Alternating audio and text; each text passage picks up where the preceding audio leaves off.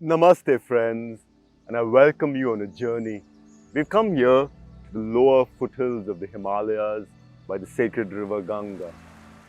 For thousands of years, people in the Himalayan ranges have secluded themselves as they questioned who am I and also the purpose of life. Over the next 1 hour, we're going to study the practices and the philosophies that will help us on this journey. Who am I and the purpose of life? We come from a time when stress has reached unfathomable proportions.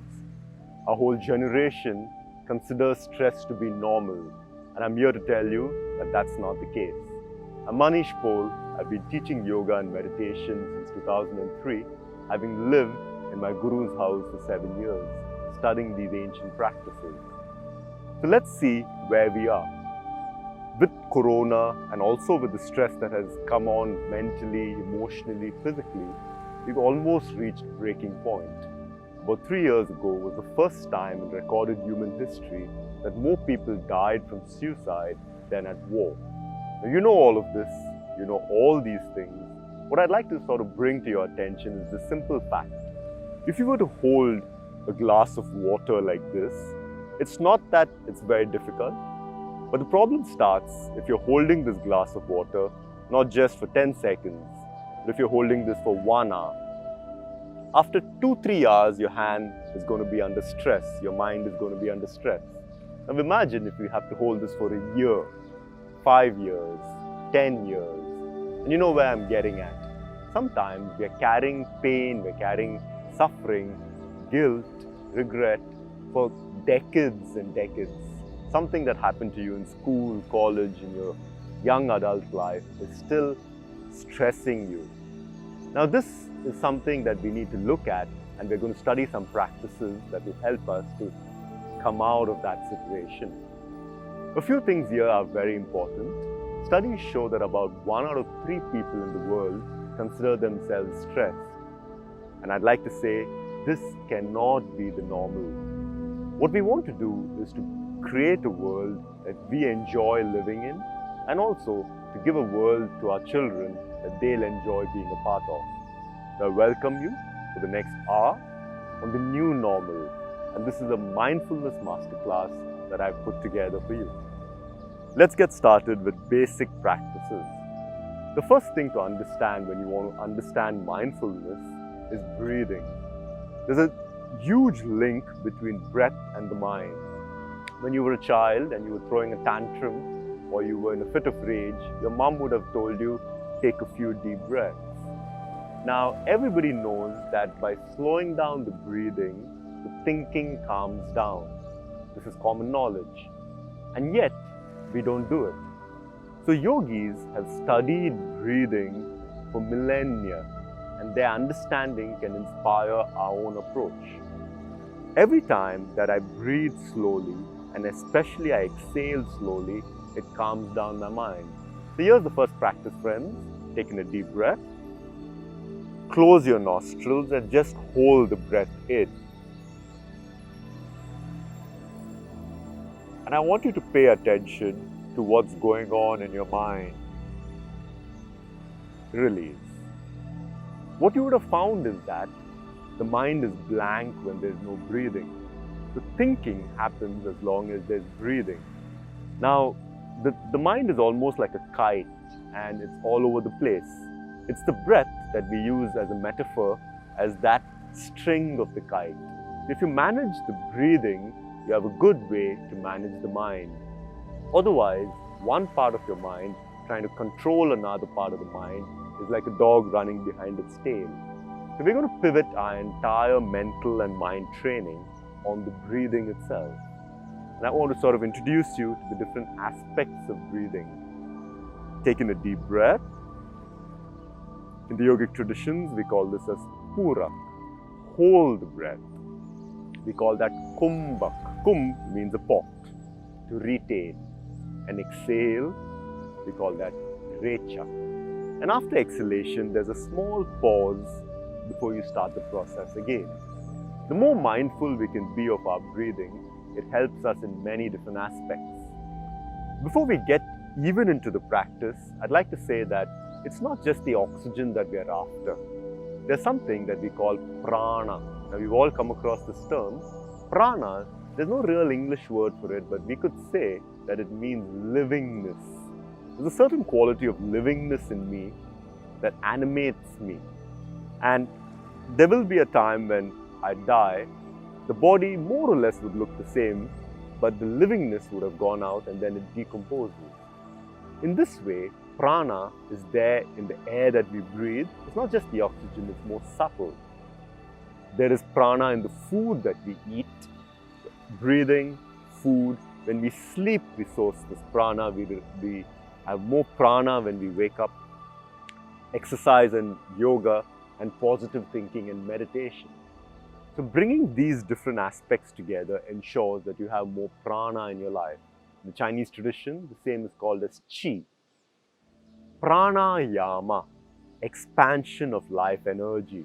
So the first point that we come to is that breathing is not merely breath work. It's much more. It is the essence of having more livingness in you. And you know this from your own life. When you're happy, joyful, you're full of life. We say that such and such a person is full of life. And when you're depressed, low, sad, even ill, you're very low on life. When you're ill, you're just looking for the next meal, sleep, and it's just about survival. It is only when this prana is flowing through you that you come alive.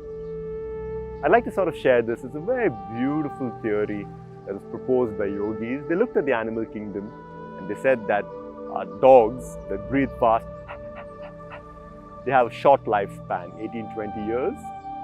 And animals that live up to 100 plus years, the elephants, the tortoises, they of course, they breathe really slowly. So they said that a human being doesn't have a certain number of years to live, but has a certain number of breaths to take. It's very beautiful. Can't prove it, but just see how empowering this is, that I have some responsibility and say in how long I'm going to be here, how long my life is going to be. Now what we find is that when you breathe slowly, because the stress levels are managed, also it's very good for the heart, it's very good for all the organs, you have a healthier life that could then lead to a longer life. One of the things to note is that stress is the #1 killer in the developed world. Now this could manifest as heart issues, this could manifest as inflammation in the body, this could manifest as anxiety, depression, and anxiety and depression are at an all-time high. It's very important that we get our breathing practices right. I'd like to sort of say this, that to understand breathing, a little bit of understanding of the body is required.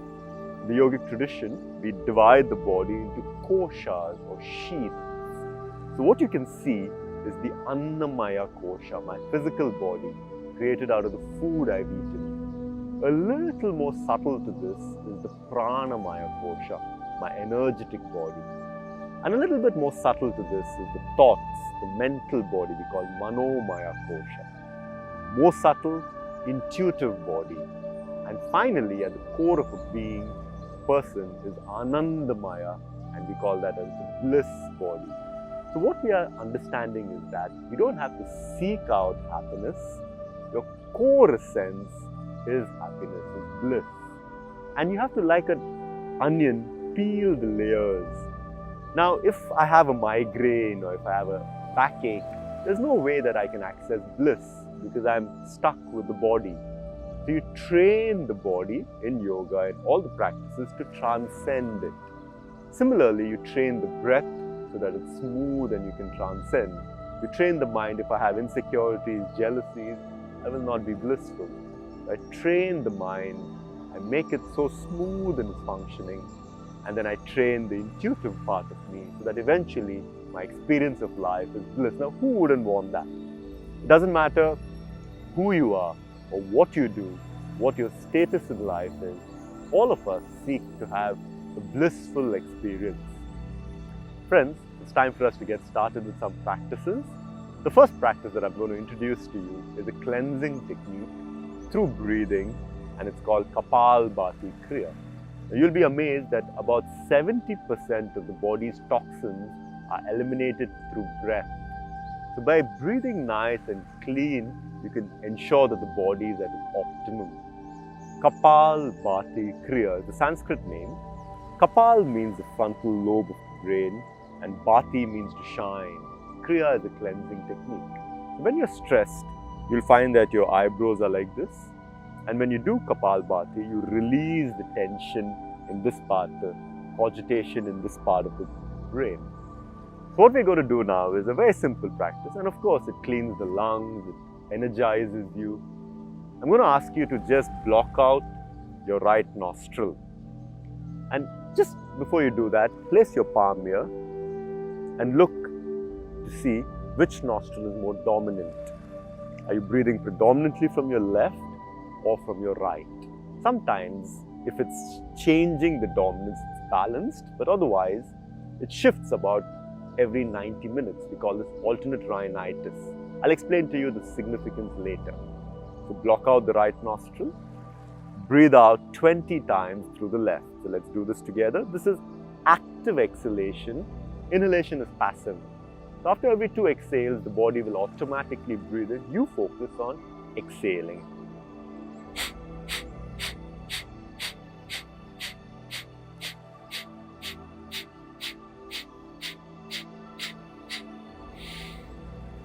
Yeah, you can have a tissue there so that you're clean. And also, if you have very high BP, then you avoid this practice. Let's try the other nostril.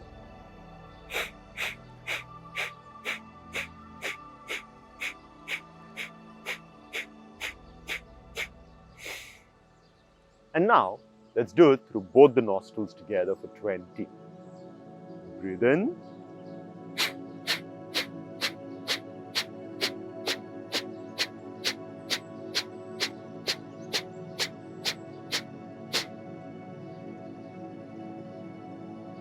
And slowly you begin to find that you're calming down. You can do this to start your day. I've designed the practices over the next hour, starting with practices that you can do in the morning, midday, and eventually in the night meditation. From Kapalbhati, we move on to the next pranayam technique called Bhastrika. Bhastrika means like the bellows. If you remember the ironsmiths, they would have these bellows where they gush air so that they can do the smithing work. So those bellows, that gives the name Bhastrika. The difference here is that even the inhalation is going to be active. So inhalation and exhalation are both going to be active. And I'm going to teach it to you in 2 ways. We begin first by using the hands, and then later we'll do it without that. Now, those of you who have very high BP, you can avoid this practice. And for everybody else, just bring your hands up here. So when you exhale, you'll bring your hands down forcefully through the nose, and then you'll inhale actively, raise the hands, and again exhale. So you'll do like that. So let's do 25 of these together, and then let's see. If you feel uncomfortable at any point, please stop.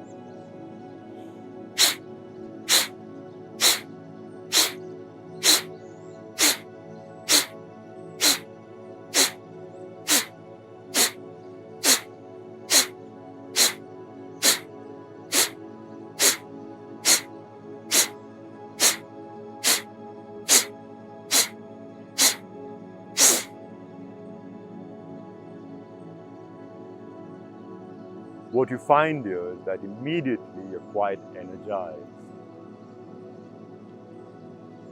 If anybody is feeling uncomfortable, comfortable, you can stop. For everybody else, let's do it another 25 times. Let's do it again. Taking a deep breath.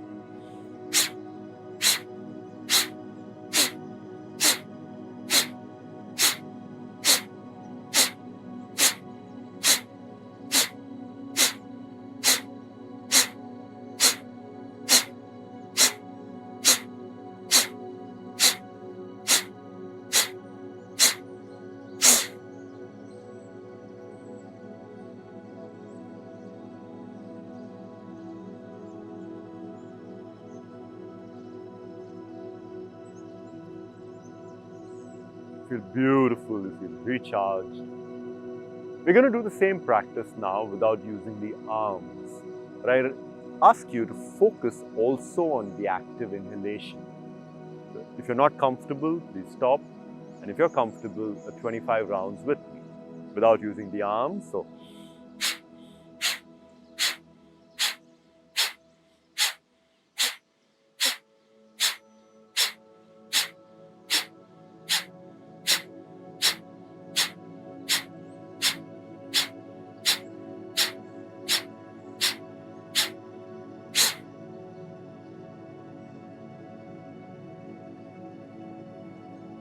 Bhastrika is the basis for a lot of breathing meditations. A lot of the modern meditation techniques are based on this change of breath pace, shamanic breathing techniques as well. The last 25 rounds we're going to go together, and the last 10 of these will go a little rapidly.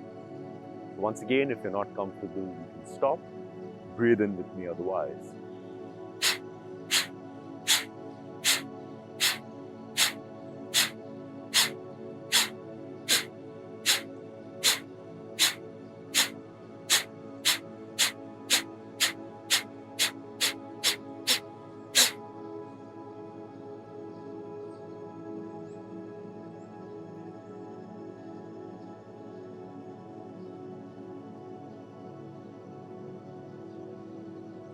Now that we've completed Bhastrika Pranayam, automatically you'll find that your breathing has slowed down.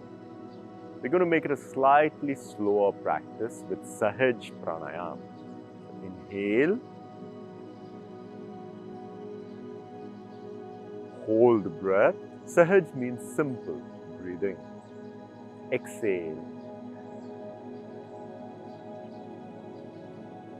Pause after you breathe out. And again, breathe in. This is diaphragmatic breathing. Breathe in. So your diaphragm goes down. The lower lungs expand. The intercostal ribs stretch the lungs. Hold the breath. Exhale. Exhalation is a passive process. The lungs drop because the intercostal muscles relax. And the diaphragm comes back up. Air gushes out. Let's try again. So inhalation requires effort, exhalation is passive. Hold the breath, exhale. This Sahaj Pranayam can be done throughout the day. It's mindful breathing, but you can make it even more effective by doing this simple practice. When you inhale, internally chant So. And when you exhale, internally chant hum. So hum is the sounds that correspond to breathing. Let's try that 3 times. So breathe in, silently chanting So. The lungs have expanded, hold.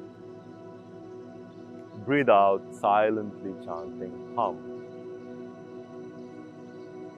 Ribs come back, diaphragm's up. Breath is out. 2 more times by yourself. So hum.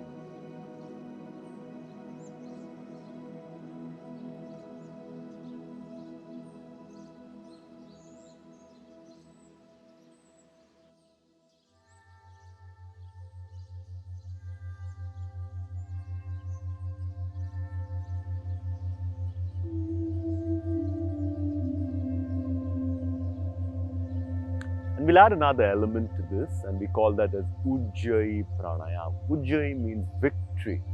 I'm going to constrict my throat, the epiglottis, And because of that, as I breathe in and out, I create a sonorous sound. So this is what I'm going to do. Let's try the exhalation first.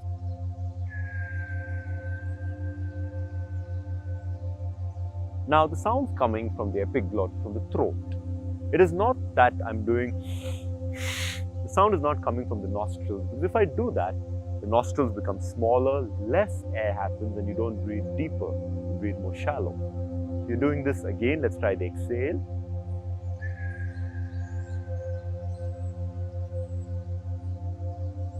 Like the waves of the sea.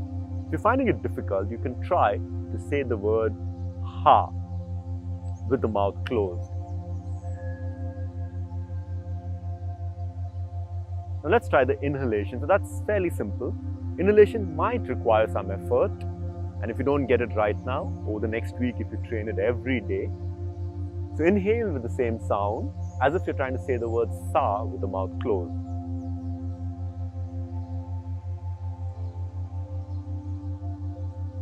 Beautiful.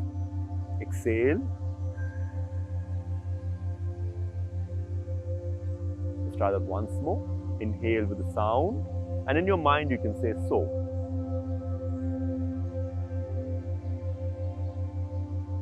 Hold the breath. This holding is important because the mind is blank. Exhale, chanting, hum internally. So we've got the sound at the epiglottis, and we've got the chant, so, hum, that's in your mind internally, and you're holding the breath. When I first joined my teacher, and I started to live with him, I was 22, very young, and what he said is that you should be able to do 10 breaths, so count from 10 down to 0 at will. And then, wherever you may be, your calm or your peace of mind is not dependent on the external situation, but on your calm breathing. It took me about a year to be able to do this because I thought I can do it easily the very first time. As soon as I started from 10, 9, 8, so I'm breathing and I'm counting. By the time I would reach 8, 7, 6, I'd be lost in thoughts. I'd be thinking about different thoughts. And by the time I remembered, I've realized I've lost my count. So I would have to start again at 10. I'm going to give you the same challenge. I'm sure a lot of you can already do it. And if you can't, take it on as a challenge. Train this. Because if you can do this, then you can be calm anywhere. Let's try. I'm going to ask you to do 10 breaths. I'll count the first 5 for you. And then I'm going to let you do this on your own. So you're going to breathe in with the so, with the sound, hold the breath, and breathe out with hum and the sound. That will be 10, then 9, then 8, like that. So let's start together. Sit straight, sit comfortably. This is the fundamental of mindful training, mindful breathing. Inhale.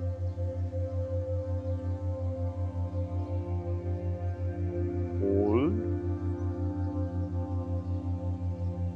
Exhale.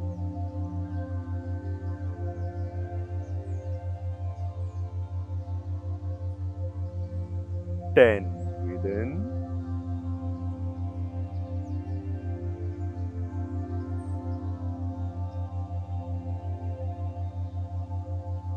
Breathe out.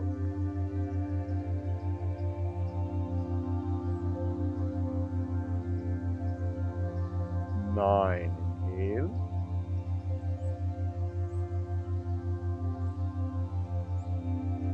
Hold. Exhale.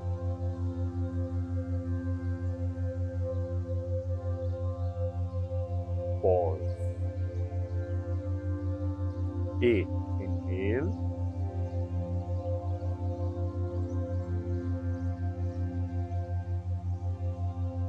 Hold.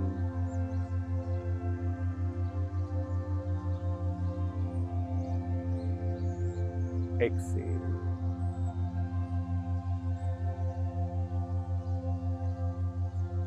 Pause. 7 more breaths. Inhale.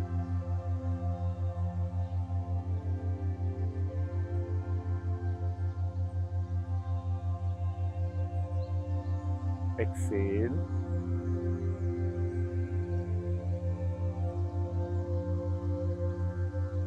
challenge yourself to continue counting 6 to 0.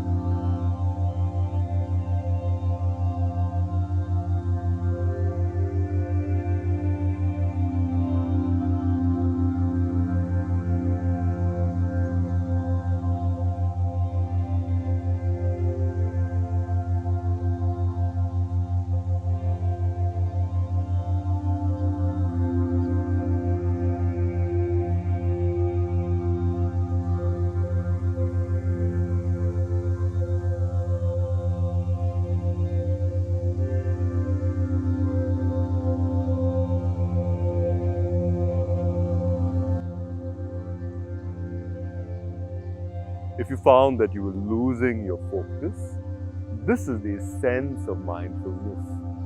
Today, studies show us that a distracted mind can never be happy. And we have so many distractions on social media and all over that most of the times we find that focus is elusive. We find that the average attention span of an adult, studies vary, but what they say nowadays is about 8 seconds. If you're going to lose your focus every 8 seconds, how can you be good at anything in life? Now, if you're a painter and you lose your focus every 8 seconds, you'll be painting walls of buildings.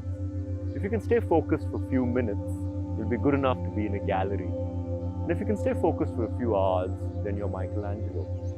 Essentially, whatever you want to do in life, it's a question of focus. A few years ago, I read this beautiful thing in The Economist that said that the true test of wealth today is not the money, but it's time. If you have time, you're rich. And I would like to further that idea that the true test of wealth is focus. If you've got focus, you can do whatever it is that you would like to, and that leads to the happiness that you want to in life. So focus is the fundamental that we train, and when you have the focus, you can be good at anything. A lot of relationships are splitting and falling apart nowadays because your partner may be telling you their issues of life, but you don't even have the focus to listen to them. You're thinking about something else. Your friends, your colleagues, you don't even listen to people. And this is very important, that once you have focus, you can be good at anything in life. Also, you can be a good listener. And now that breathing and mindfulness is deeply ingrained, it's very important that we study the history a little bit of meditation. It leads to a richness and understanding of this journey. Whenever we think back to history, when the first people started to question their place in the cosmos, who am I? Where did I come from? What happens when I die? Just what is my place in the cosmos? That's the beginning of the journey of meditation. When we look at the sort of evolution of consciousness, we look at the archaic consciousness that's expressed by those beautiful people in the caves that you see, the cave paintings in Europe. Somebody trying to express their spirituality. And then you've got the magical consciousness that you find in the shamans and in Siberia and so on. In our times, in prehistorical times, we look at the mythical consciousness, where the stories, the legends, the poetry, the imagery are so important. Even today, a lot of our religious, spiritual traditions are full of stories and parables, and we learn through that. About 3,000, 2,500 years ago, there was a shift to what we call the mental consciousness. And what this means is that today, when you want to improve the quality of your life, you do meditation or you do an internal prayer, you do something of this sort. Now, this was not the case, say, about 5, 6, 7,000 years ago. There was a lot of ritual, sacrifice, and so on across the world. In the Upanishads, which is about 3,000 years ago, there was a seismic shift. And that shift was something that we call Aham Brahmasmi. I am the cosmos. This is a very, very important point. Today, we may not understand the significance. But about 3,000 years ago, man considered himself this small, puny person in sort of awe of the elements, almost sort of too small as compared to the cosmos. To then declare that I am the cosmos means that there's a shift to understand that all of this is within me, I am within all of this. And from there we find that there's a certain responsibility for one's life. It's not that I'm completely based on fate, that I have no responsibility. If something happens to me in my life, then something has happened in nature, in the elements, and so on and so forth. It's very important because now what we are saying is that you have a certain responsibility for the quality of your life. And this set the stage for people like the Buddha, for Lao Tzu, Confucius in China, for Pythagoras, Socrates in ancient Greece, to set what we call today the mental consciousness. If something's going wrong in my life, I analyze, I contemplate, I try and integrate, I meditate, I understand, and I try to figure out what's on. I'm using my mind. Now, of course, it cannot be taken too much and then lose the poetry of life. So there is a place for us today, also for the mythical stories and consciousness, but predominantly it's the mental consciousness. Now, this gives a slight insight into what yoga practice is all about. How do I train my body to be still? And then how do I train my breathing so that I can be calm? And then comes focus training. So withdraw the senses and then focus. I'm going to share a few points here so that you understand the evolution of a person. The great Patanjali, who spoke about what yoga is, what Raja Yoga is, created an 8-stage journey. The first are the yamas, and then the second are the niyamas. And this means that if I cheat somebody, if I am full of lust, if I am not living a life that I'm true to, I cannot be calm. You know this from your own life. If you've hurt somebody, you're not going to be a calm person. So first you got to sort out the yamas, niyamas. And then comes asana. Literal word means a seat. You can be still and comfortable only if you have dealt with life properly. The reason I'm saying this is that a lot of us explore meditation. And the beauty of the science is that when you have set your life in order, meditation will happen spontaneously. We're going to do a meditation later on, and we're going to end with Yoga Nidra. But please note that it is not just that I do whatever I want, I have no idea, I've not sorted out my life, and I just go for a weekend course. It's never going to happen. You'll have to sort out your life. So what is the sorting out? Yamas, niyamas, and then comes asana, training the body to be still, and then comes pranayama, holding the breath. In deep states, we find that sometimes the breathing stops. The breathing just stops when you're in those deep states. You train the breathing to be able to hold it, so the mind's also blank. It's a doorway into meditation. And the next stage we call pratyahar. Pratyahar means sense withdrawal. It is not that I'm stopping to see the world. It is that I have now set my life in order. Yam, niyam, asana, pranayam. There's so much beauty within that I withdraw and I want to experience that beauty within. So that is sense withdrawal. And then comes the internal practices of yoga. Dharana, concentration. When I pour water, there are some air pockets, but when I pour oil, it goes as a steady stream. And that's how we like to think of dharan or concentration. I can keep a thought for a long time. And the next stage there is dhyan, contemplation, meditation.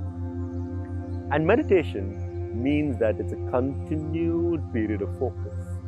Currently, if you look at your mind, you have a thought about your college days, then you have a thought about your holidays, then you have a thought about politics.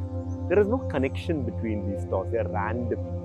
If you were to put an alarm that rings every 5 minutes, and every 5 minutes you jot down what you were thinking at that moment, you'll find that it's haphazard. Now, meditation means there's a continued flow of thought. And finally, you go beyond thought into the beautiful state that we call samadhi, which is an ecstatic state from where dawns prajna or wisdom. Yeah. So yoga is this beautiful practice where there are stages to get into that state of bliss. I'd like to sort of bring your attention now to the yamas and the niyamas. The yamas are the ways in which you deal with people. Tanjali says this is the Mahavrata. These are the great vow that a person takes, irrespective of place of birth, time, land, anything. The first of these is ahimsa, non-violence. Now this is a very important theme for us modern people, but it doesn't mean that I'm not hurting somebody or I'm not killing, not just that. He goes a little deeper.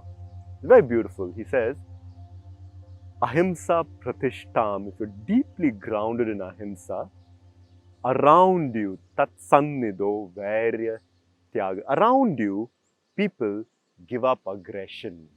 So let's just take a few seconds and ask ourselves, are we so non-violent that around us, people give up aggression?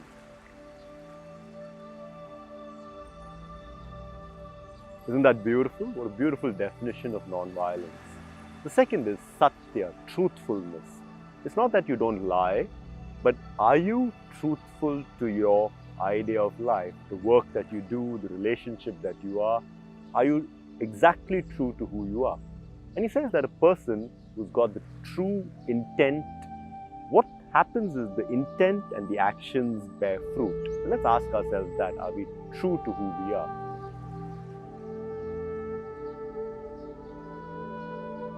Beautiful. Each of these are very important for you to attain to meditation. And the next one is asteya. Never take anything that doesn't belong to you. It's not just that you don't steal, but you don't take away people's time, for example, or if you borrow ideas, give them the credit, don't take the credit. It happens a lot at work sometimes or in families that something has been achieved and somebody tries to take all the credit. Never take anything that's not belonging to you. To such a person, all the jewels of the world, all the treasures of the world are found according to Patanjali. So let's just ask ourselves, can we commit to doing that, to not take anything that doesn't belong to us? Asteya. Brahmacharya. Brahmacharya means that you're non-lustful. Now this doesn't mean celibacy. You're a householder. What it means is that you're not lustful. And he says that if you're lustful, you lose vitality. A person who's not lustful retains vitality. So you can have a normal sexual relationship, but if you're obsessed with it, the whole day you're thinking about this, you know that you lose a lot of vitality. So brahmacharya. It's very important to retain that virya, that vitality, energy to experience higher states of meditation. Meditation won't happen if you're low levels of energy, to raise the prana. And the last one, beautiful, aparigraha. It means that you're not possessive or you're not hoarding. Now, suppose the important point there is you can own everything, but they shouldn't own you. The things shouldn't own you. This is very important. It doesn't mean that you become minimalist. A lot of the times when people go minimalist, they are more obsessed with the 50 things they now have than when they had 10,000 things. So you can be minimalist, but it shouldn't own you. You can have everything, but it shouldn't own you. So please bring your mind to that. Now what you're beginning to find is that yoga is laying down certain ideas that will help you attain to inner peace. Non-violence, truthfulness, non-stealing, non-hoarding, non-lust. The next 5 are what we call niyamas, and these are the 2 bedrocks on which a journey of meditation is based. Niyamas is how you behave or what are the things that you do in your life. First is saucha, cleanliness. If you're clean in body, mind, then you have a lot of willpower. And if you have clean thoughts, then you're not obsessed with your body or the bodies of others. Very beautiful, very beautifully put. And the second one is santosha, contentment. If you're genuinely content, you become capable of experiencing great joy in life. Santosha. If you know somebody in your life who's genuinely content, it's almost saint-like. It's very beautiful. The next one there is tapa. Tapa means to take some hardship. Maybe fast 1 meal every week, or stay away from social media once a week, 1 day. Something like that. Stay in silence for a day. Some hardship you take on will train your willpower. Otherwise, everything our mind wants, we do. So it's very important to create that willpower, tapa. The next is swadhyaya, self-study. You have to keep understanding more and more about yourself. Who you are, study maybe scripture, study a little about subject and also yourself. And the final is Ishwar Pranidhan, a surrender to a higher entity. It's very important that you have the sense of humbleness and surrender, because life goes on its own accord. For absolutely no reason, today I have woken up and I'm alive today. I could very well have not woken up this morning. There is something going on that's beyond my small puny mind, and it's important that I understand that. So like this, friends, we've seen the yamas, we've seen the niyamas. When these have been sorted in your life, you attain to asana, means that you're still, stable in life. You attain to pranayam, and we're going to do 1 more pranayam technique now. When pranayam has been taken care of, then the senses withdraw inside, then focus happens. A lot of the times you're saying that I want to do meditation, but I can't focus. So all these stages have to happen. Then focus comes. Then that becomes meditation, and eventually it leads to liberation. So I'm going to bring your attention now to one of the most important breathing techniques that we call Anulom Vilom Pranayam. It's also called Nadi Shodhana. Now we saw about the different koshas. In the Pranamaya kosha, where prana is or where chi is, in the Chinese tradition meridians, and in the Indian tradition it's called nadis. Nadi means to flow. So nadis, so there's a flow of energy. When this flow doesn't happen, you feel ill or you feel depressed. And when this flow is smooth, you feel nice, happy and energetic. And out of these nadis, there are supposedly 72,000 in the body, according to yogic texts. There are 3 that are very important. And you know these 3, I'll tell you why. When you go to a doctor, the symbol of modern medicine is the staff of Caduceus. It's got a stick like this, and it's got 2 snakes. The next time, I hope you don't have to go to a doctor, but the next time you go to a doctor, just look at his board. He'll have a stick and 2 snakes.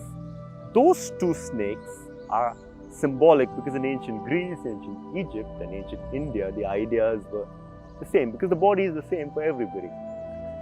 The right that ends here is called as Pingala Nadi and the left is called as Ida Nadi. If you remember, I asked you to check which nostril is open, and that's called alternate rhinitis. It shifts every 90 minutes. Otherwise, 1 hole should have been enough. Now what happens there is, When the left nostril, the Ida Nadi is active, Mana Shakti, mental energy is high.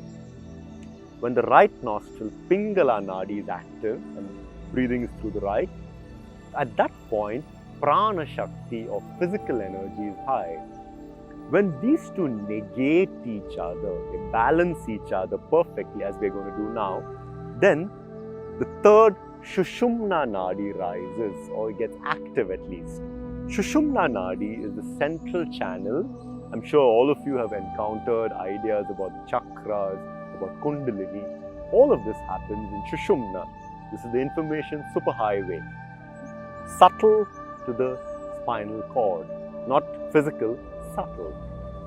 And because it is subtle, I'm not going to get into the chakras and so on in great detail, but I'll just tell you this, that the whole journey of life is this evolution from the base Muladhara chakra to the top Sahasrar chakra. Now for this to happen, Ida and Pingala has to be balanced. So you go from a state where you're focused on security to the second chakra where you focus your life on pleasure, the third where you're focused on power, the fourth where love and acceptance happens, Anahata. So Muladhara, Swadhisthana, Manipura, Anahata. And from there you go to Vishuddhi. At this chakra, purification happens and you're able to accept life non-judgmentally. When you go to this beautiful space we call the third eye or Agnya chakra, the intuition happens. And finally, Sahasrar or Buddhahood. In any culture, when you want to depict a saint, you show a halo. Whether it's Western art when you show the Christian saints, or whether it's Indian art where you show the Buddhas, the halo means that Sahasrar chakra is active in that person. For us, it's a journey and we try to raise that. The reason I've shared this, and I'm not going to go into more details because that would take a long time. The reason I've shared that is that you have seen in your own life that sometimes you're focused only on security, and at other times pleasure becomes important, power becomes important, and so on. But as you evolve and evolve, you come to love, and then you go to further intuition and beyond. I wish this is an experience for all of us during our lifetime. I'm going to take you through Anulom Vilom Pranayam, and this pranayam is very important. It balances physical and mental energies so that you become meditative naturally. The idea expressed in yoga is that meditation should be a natural phenomenon. So what we're going to do here is we're going to breathe in through the left nostril by closing the right, close both, hold the breath inside for double the inhalation time, and then exhale by opening the right nostril, again making it last for double the inhalation, and then we close the nostrils and pause. And then we restart the process from the right. So let's do this. Bring your right hand here, block the right nostril. Now very slowly breathe in through the left,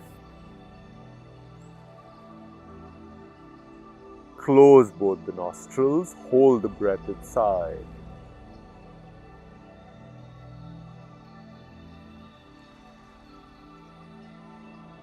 Exhale out through the right by releasing the thumb.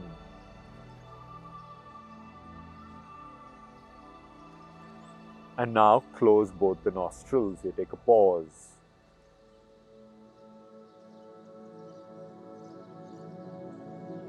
Inhale through the right. Close the nostrils. You're trying to hold for double the inhalation time. If you breathe in for 1, hold for 2. Exhale through the left for 2. Double inhalation. And then close the nostrils. Now up to 2, but less than that is fine also. That's one round. Let's start the second round. In left.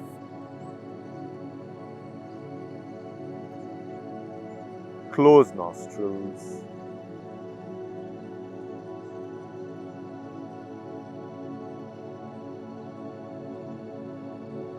Out right.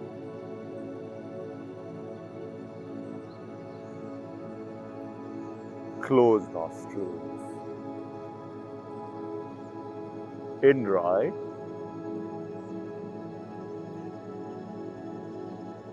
Lock, hold in.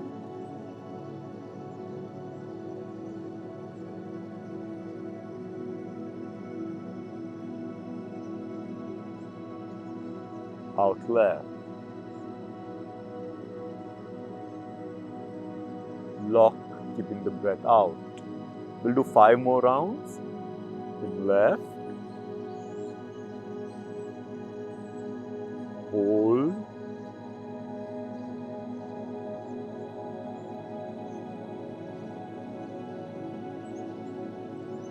Out right.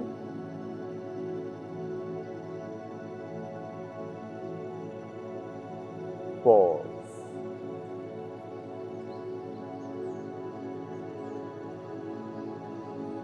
In right. Hold.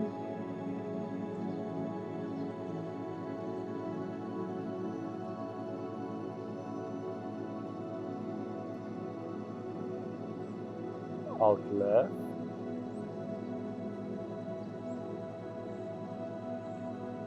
Pause. In left.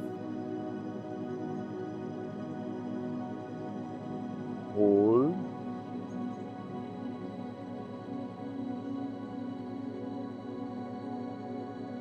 Out right.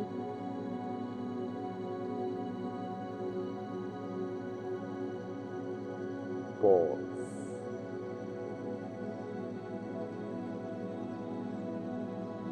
Right. Hold.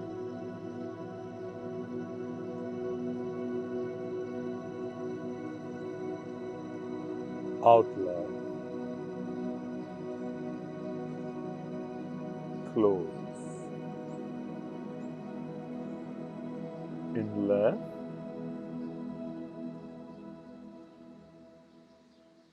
Hold.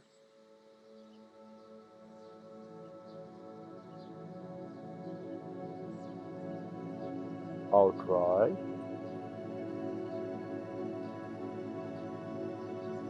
Hold out.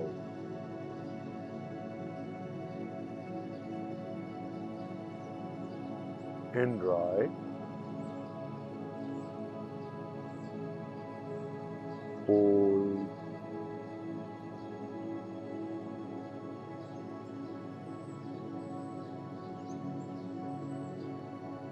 Out left.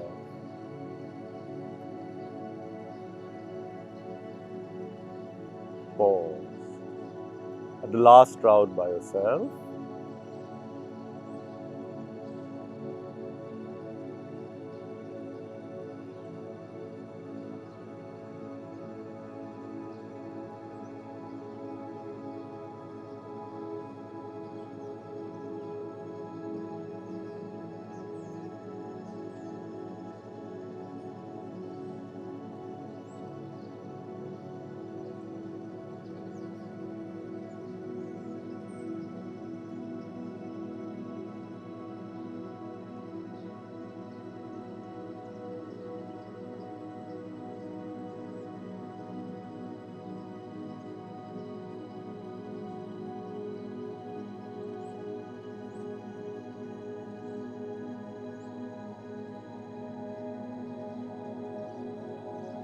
Gently place your palms on your knees.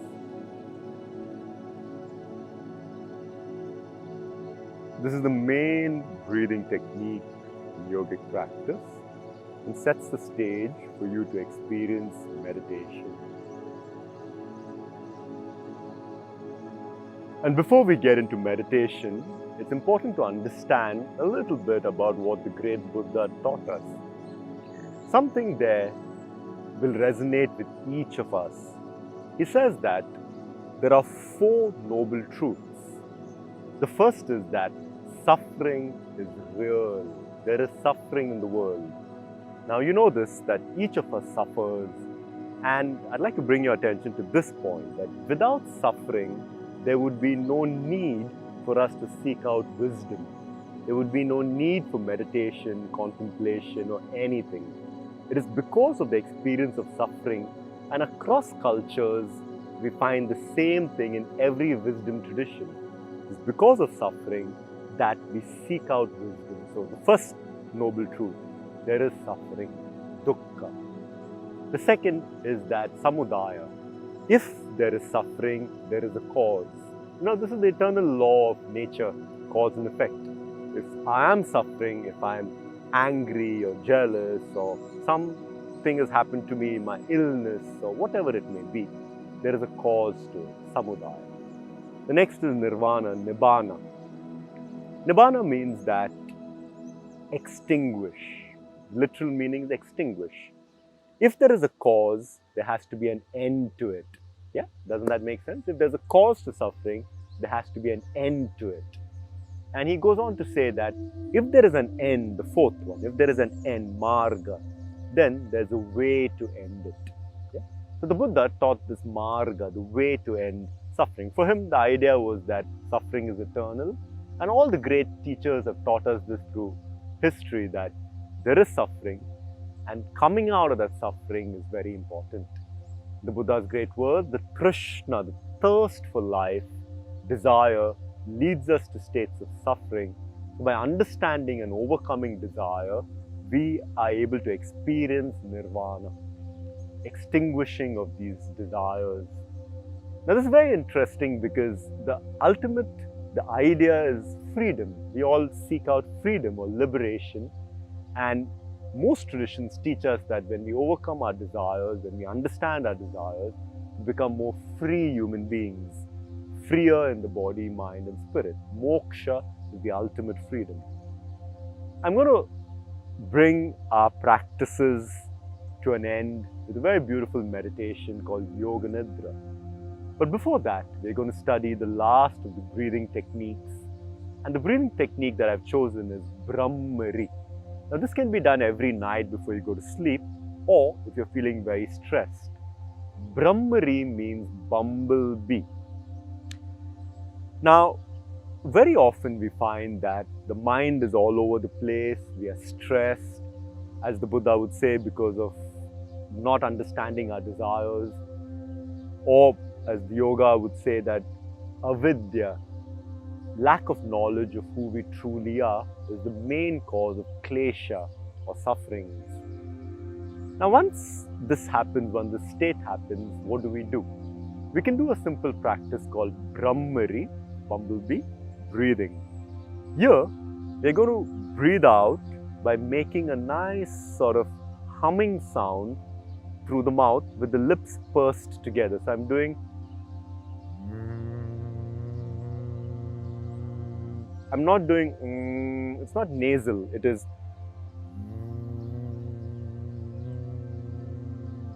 The lips are pursed together. Now, of course, I'll close the ears, eyes, and everything. But studies show that as a response to this vibration, the body will then look to secrete serotonin and dopamine, and which means that you calm down. So when you're stressed, typically cortisol is high in the body. A little bit of an insight will help us. About 10,000 years ago, when you were in a cave, when your forefathers were in caves, and a mammoth came chasing, you could either fight or you had to run, fight, flight, or you might even have just frozen in fright. So our nervous system, the sympathetic nervous system, was designed for fight-flight response. But what is happening in today's times is that because we have the same nervous system, now 10,000 years is not a lot when you think about a species. This fine-tuned nervous system, what happens is at work you have a deadline, or at family, at home, somebody is telling you something. Because the nervous system is tuned to treat it as a life threat, now that deadline or that issue with your family member is not a threat to your life, but you perceive it as a threat. And because of that, adrenaline is pumped. Now you're not fighting with your boss, client, or husband, wife, parent, child. Neither are you running away from there. So it's building up in your system. This is why it is very important to do activity. Now this could be Move, dance, yogasana, it can be anything, but you need to move so that you get that expression, the hormonal expression happens. Very important aspect. Otherwise, adrenaline, cortisol is killing us. So much so that people age very fast. So much so that inflammation, we also say this in English, right? Express, otherwise it will become cancerous.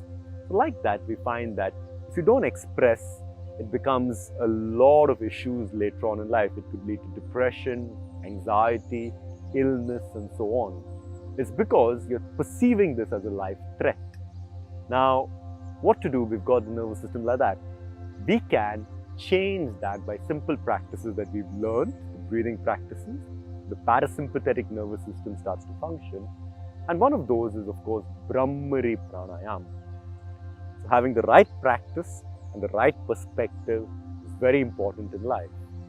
We're going to do Brahmari together. Those of you who have insomnia, and studies show that from the 1960s up until now, we've gone from about an average 8 hours of sleep, just under 8 hours, to just over 6 hours. We've lost 20% of sleep. And you know, with Twitter, with social media, with all of this, you're always buzzing. So please note that if you're having problems with sleep, add Brahmari in the night and then Yoga Nidra. So Brahmari is like this. Close the eyes. Now I'll ask you to also shut out the ears and to 5 times breathe in through the nose and breathe out with this humming sound through the mouth.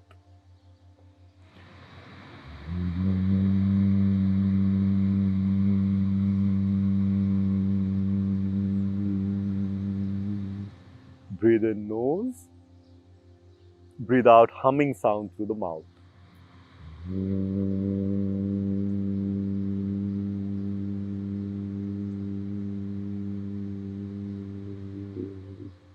Breathe in.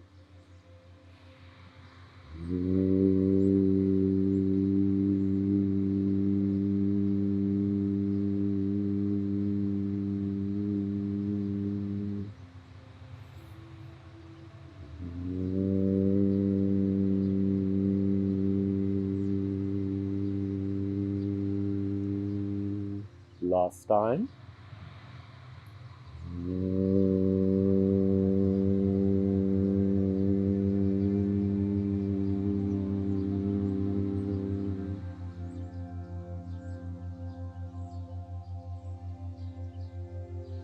Immediately, you're much calmer.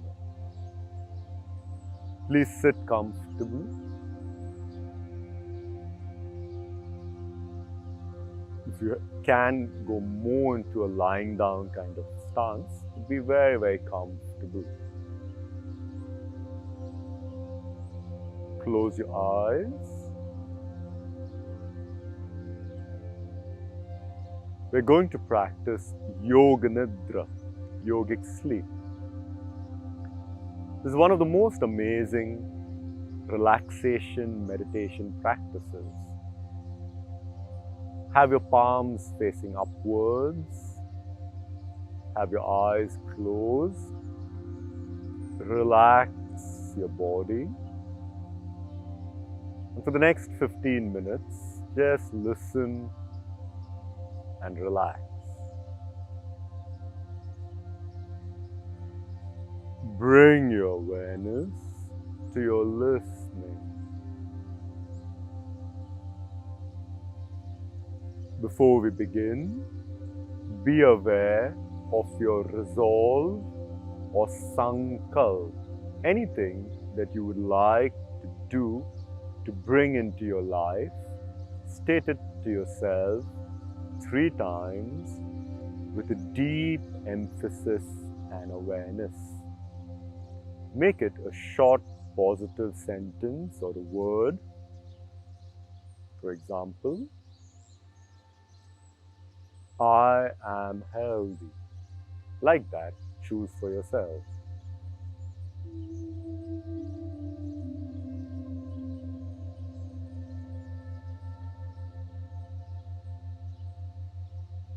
Bring your awareness to your listening.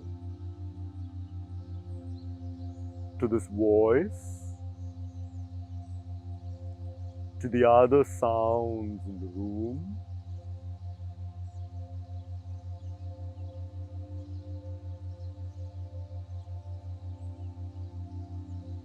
Moving on to different sounds.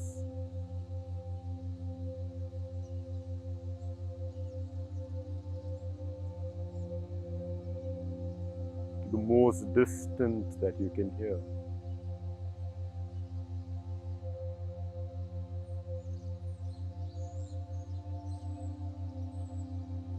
And bring your awareness to your body. We're going to relax different body parts. When I ask you to be aware of a body part, repeat the name of that body part in your mind and just be aware of it. You don't have to move it. Your awareness is enough for it to relax.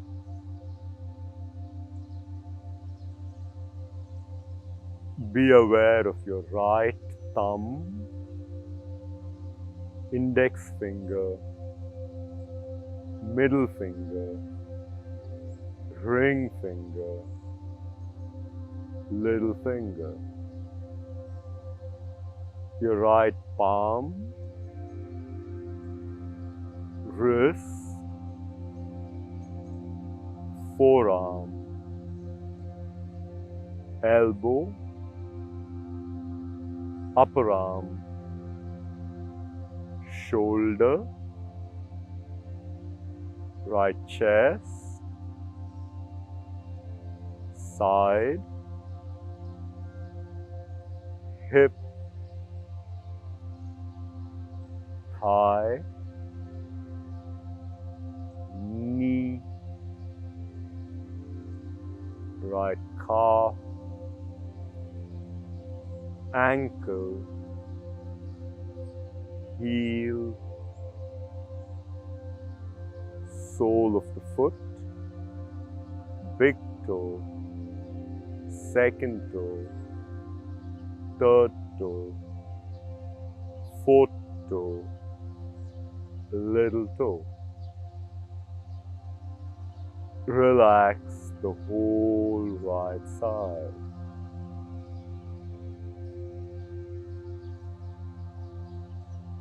Relax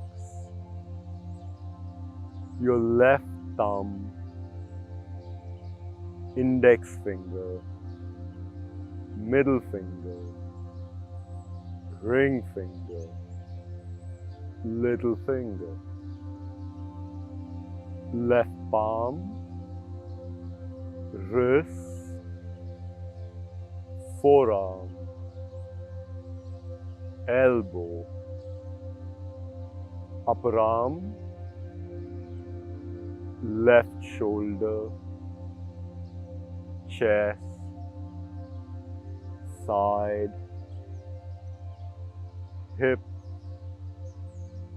left thigh, knee, calf, ankle, heel, sole of the foot, big toe, second toe, third toe, fourth toe, little toe. Relax the whole left side.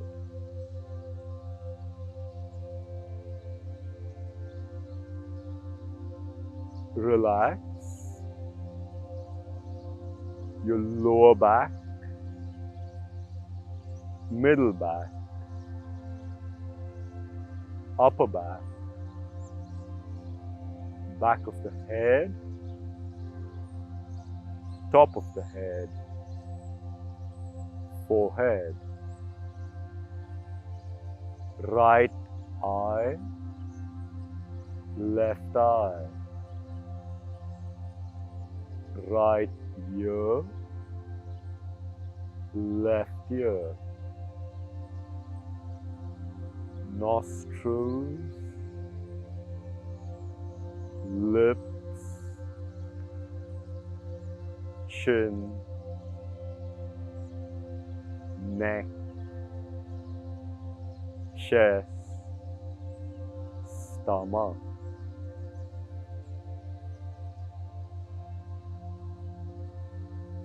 Relax your whole body, your whole body, and your whole body.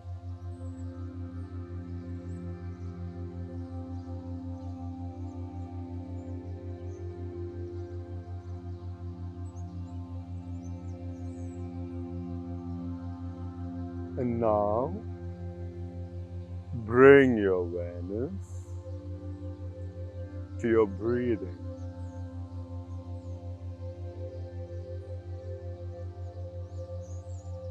As you inhale, your stomach rises, chest expands, hold. And as you exhale, chest, stomach drops. 11, breathe in, hold, breathe out.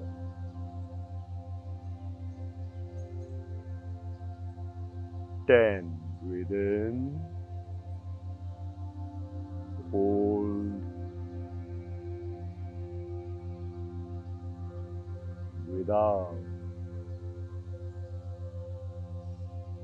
9, breathe in, hold, breathe out. 8, breathe in, hold,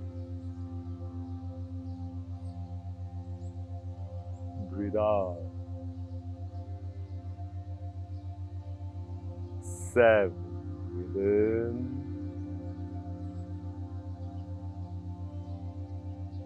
breathe out. Continue counting from 6 to 0. If you lose your count, whenever you remember, start again at 10.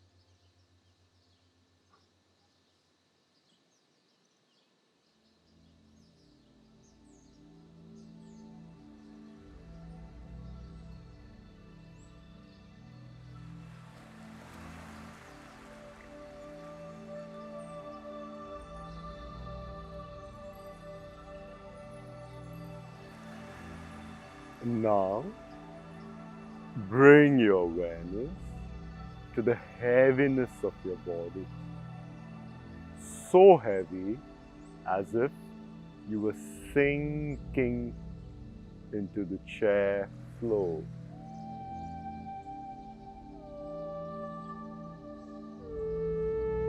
So heavy you cannot even lift a finger. Heaviness.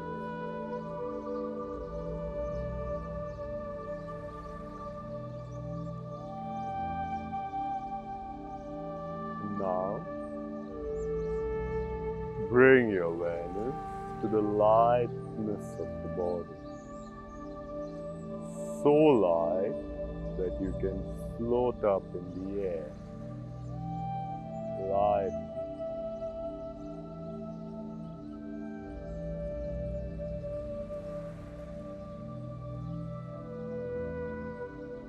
And now, bring your awareness to the eyebrow center. At this point, we're going to make a series of visualizations. Let each visualization be from your memory and let it be complete.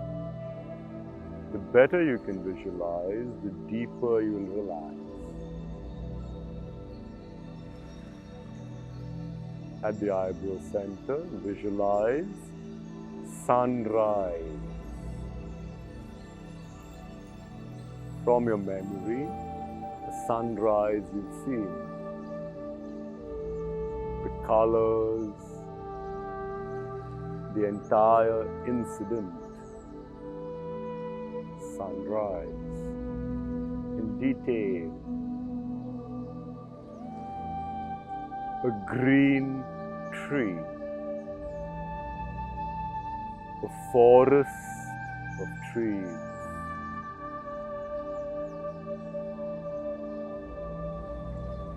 Mountains. Snow-capped mountains.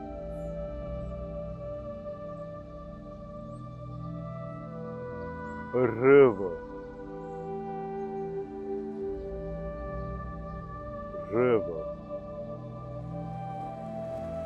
And the sea. Waves of the sea.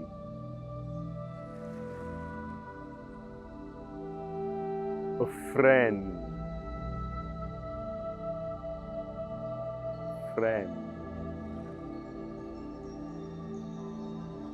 An empty, winding road.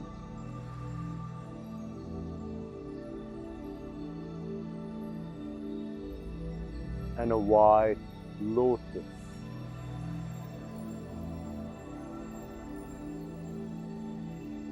Now, bring your awareness to your sankalp, resolve.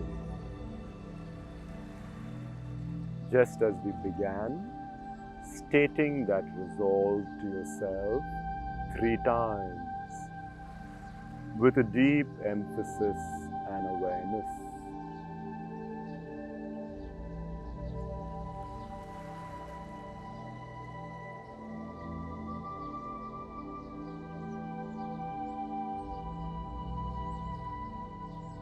This is like a seed that you're sowing in the depths of your own consciousness.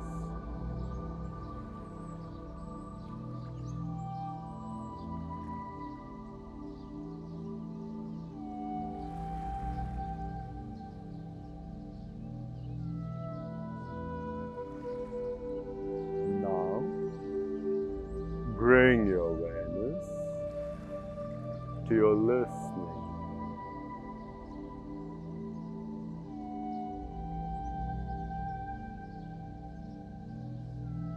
From this voice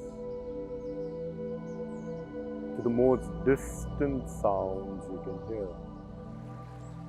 externalizing your awareness.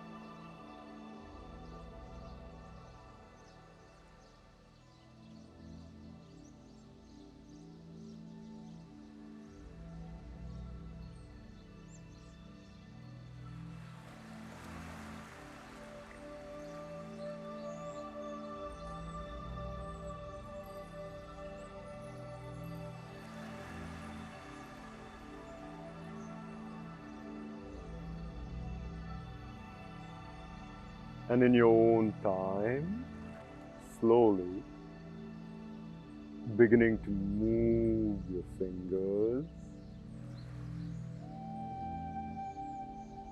toes,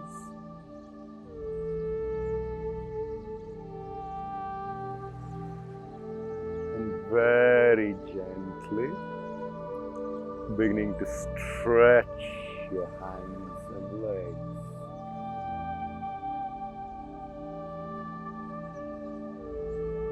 This is like a seed that you sow in the depths of your consciousness.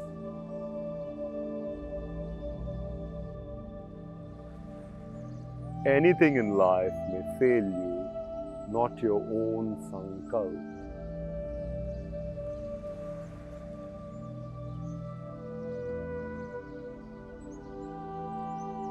And now, bring your awareness to your listening.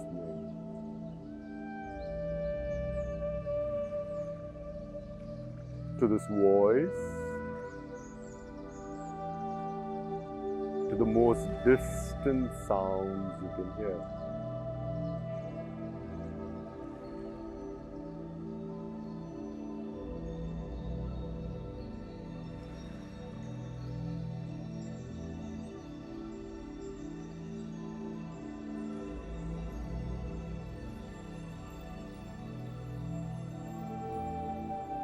And in your own time, starting to move your fingers,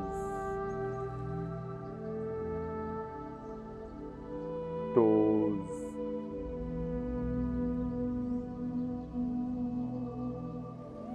beginning to stretch your arms, legs, keeping your eyes still closed. And gently coming up to sit straight.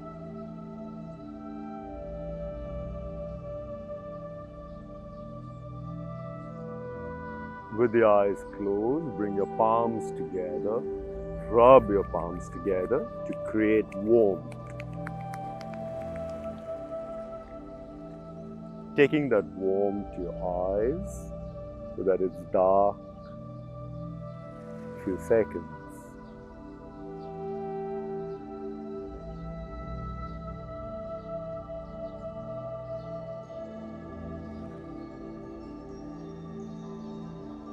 Bring your palms to Namaste and gently opening your eyes.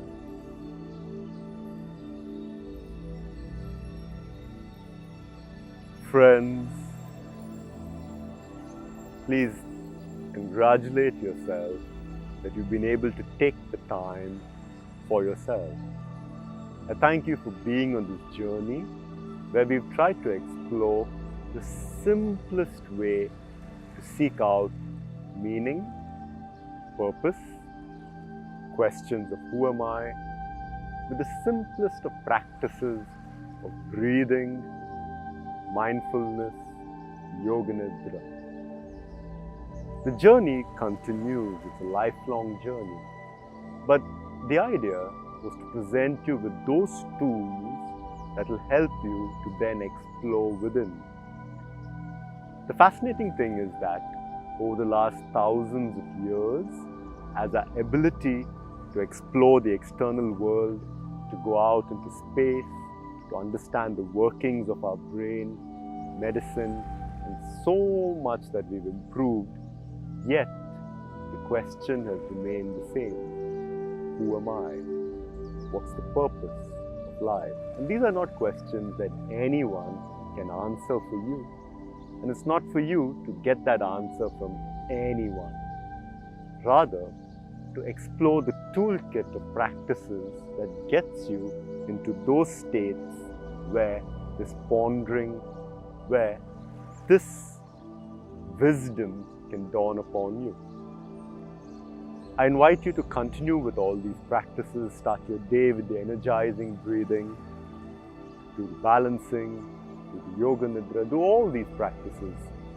In the last few decades, as our understanding of physics and quantum physics has changed our perception of the very nature, the fabric of life, and we look at life and look at ourselves as wave as much as particle, it's important that we have a deep grounding of who we truly are. Without this, with AI and the modern advances, we'll be blown away. The pace of change, we've seen so much change in our generation. When 20 years ago, the internet was not that big.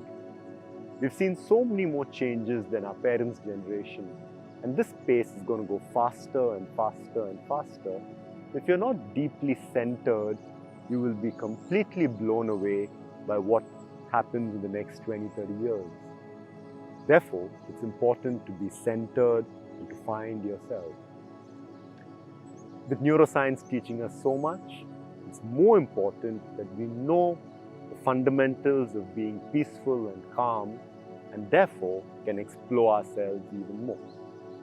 Once again, it's a rare privilege and pleasure to be able to spend this time with you, and I invite you to learn more and practice more. You can always find me online. I'm Manish Paul, and I'm very excited to run a project called 21st Century Yoga. If you want to be a part and help with our research, our learning, and our practices, please be in touch. Till then, friends, Namaste.